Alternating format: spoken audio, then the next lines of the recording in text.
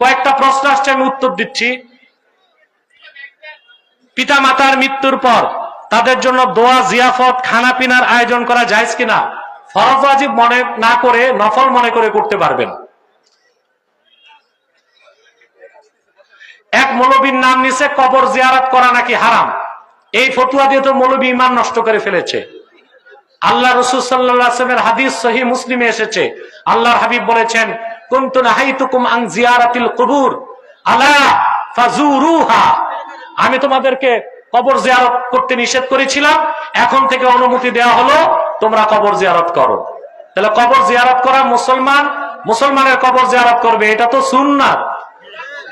তবে ওখানে যে মাথা নত করা যাবে না। কেউ বলে বেতের নামাজ নাকি 1 রাকাত, না, বেতের নামাজ 3 রাকাত, মাগরিবও 3 রাকাত, মাগরিবের মতো রাতের বেত